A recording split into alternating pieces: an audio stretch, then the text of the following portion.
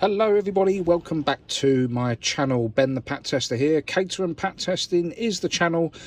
Please like and subscribe if you can. It really does help me get these videos out to the wider community. I don't earn any money off of these videos, but it's purely just allows my videos to get out to as many people as I can. Hopefully I help you guys out, whether you're Pat testers or whether you're thinking about becoming a Pat tester or whether you're just a regular guy or girl at home.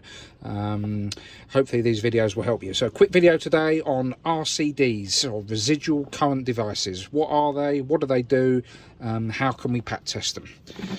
Here we have an example of an RCD. Now this is called a portable RCD. There's various different types of RCDs. A lot of you will have RCDs in your consumer units or fuse boards at home if they're newer. There's RCDs there, but we're talking today about these particular ones, portable RCDs. Now what are they? Well, they are a residual current device. So in plain terms, what they do is you plug them in, then you'll have your appliance plugged into the socket there. So whether that's a lawnmower or a power tool or something like that, and it will detect any differential in the current between the live and the neutral. So for example, if you're mowing the lawn at home and you cut through the cable with your lawnmower, and these devices are designed to cut off the power within a certain amount of time. I'll talk about that in a second. Basically for your safety. Now I think you should be using these anywhere you're using appliances outside. Lawnmowers, trimmers, hedge trimmers. I was using a heat gun earlier on my front door, had one plugged in, because although you may have RCD protection in your home electrics, they may not be working. You know, you may not have one. So these are lifesavers. They really are. So, you know, if you're doing a school fete and you're running an extension lead through a window out to a stall, if you're selling hot dogs or something, use an RCD. Anywhere outside, use an RCD, and for certain situations inside. Okay, so basically an RCD, you can see up there, 30 milliamp. So basically, if it detects a differential in the current between the live and neutral of 30 milliamp or more, it will turn the power off. And I think the set time, it has to do that within 200 milliseconds. I think that is the correct time. Please correct me if I'm wrong. Easiest way to test these, as you can see here, so there's a T button for test and a reset button. So you plug it into a socket, and then you'd push the reset button to turn it on, and a little red light, an orange light would come on there. You can test these are working or not, just a very simple check to check whether these working. You push the T button and it will cut the power out. You'll hear a click and it will cut it out. Now, if you don't hear the click, or the red light stays on, or these buttons don't work, then your RCD is faulty. You need to chuck it away, buy a new one. They cost about, I think it's 12 quid, 15 quid from your local DIY store, Screwfix, Wix, Toolstation. They all have them. They're all of varying designs, but they pretty much all do the same thing. So always test your buttons every time you use them, just to make sure that you've got good functionality and everything is working as it should. When it comes to Pat testing RCDs, there's a certain amount of checks that you have to do. The earth continuity check and the insulation resistance test is still part of that. Because you need to check that you've got earth continuity flowing from your plug socket through the RCD and out this side, depending what you've got plugged into it. And then insulation resistance as well. Some older RCDs, they will be printed on there that do not do an insulation test on them. I think the older designs didn't like those tests being done on them. All of the modern ones I've seen in the previous years doing an insulation test on an RCD, no problem at all. I think in this particular machine, I'll show you in a second, but it's set at 250 volt DC for the insulation resistance. That was in the predetermined test sequence that came with this machine. I can't speak for other machines, but because that was a predetermined test, I've just kept it.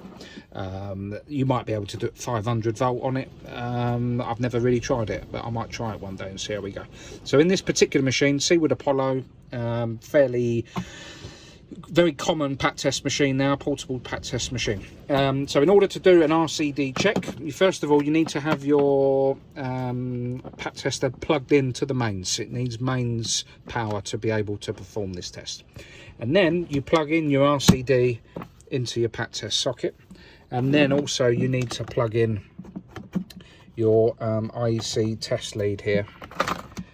Okay, now I'm assuming that we've done the full visual inspection, and also you kind of do it the other way around. When you're normally pat testing, you would do a functional check at the end of the pat test, but in this case I would always recommend doing the functional test at the beginning before you've done the pat test by plugging this into a socket. The reason being is the RCD functions need to be working in order to complete the pat test sequence. So you just need to check your buttons are working first, otherwise the pat tester will detect that the RCD isn't working properly. So in the pat tester here there's a predetermined function. So there's 30 milliamp RCD adapter, 0.1 ohm. That's just the predetermined test that comes in. So let's just run it through here. So as you can see here, we do our visual check. Now the first one it does is IEC continuity, so that passes fine. Next one it does is insulation resistance at 250 volt. That passes fine. Now you can see here there's some different RCD functions. So there's RCD 0 degrees 30 milliamp, RCD 180 degrees 30 milliamp, and then underneath there's RCD 0 degrees 150 milliamp, and there'll be an RCD 180 degrees 150 milliamp. So what that's saying there is those first two RCD tests on 30 milliamp, you can see there it's got a limit at the top of 200 milliseconds, which is the limit that they have to trip in. But the 0 degrees and the 180 degrees are basically, it tests I believe against the phases, if that makes sense. So it tests at one end of a phase and the other end of the phase to check on your alternating current, if that makes sense. I know it sounds a bit confusing, but just trust me on that one. I can explain more in the comments if you would like. So this one it's on the first section here, so it's telling me to reset the RCD, which I'll do, and then it does the test and it trips in 13 milliseconds. Then it's doing the RCD on the 180 degrees at 30 milliamp,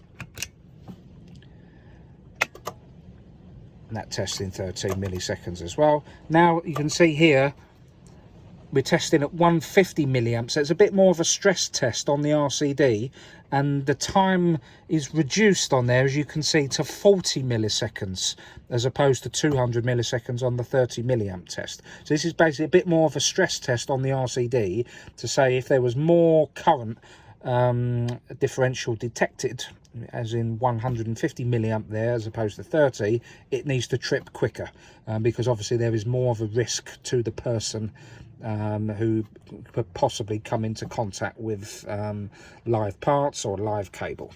So we'll flip the test there.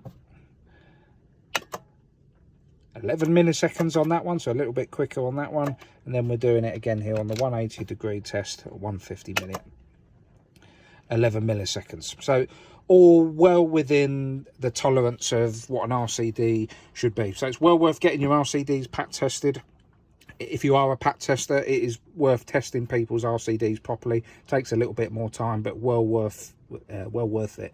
And if you are, again, like I said, using appliances at home, outdoor appliances, lawn mowers, extension leads running across the garden, power tools, such like, please do use an RCD. They are lifesavers. They're designed for a reason, and they will cut the power off and be a massive benefit to you in case of electric shock. So I hope that video helped. Please like and subscribe. If you want to see any particular videos, please let me know, and I'll see you all again soon.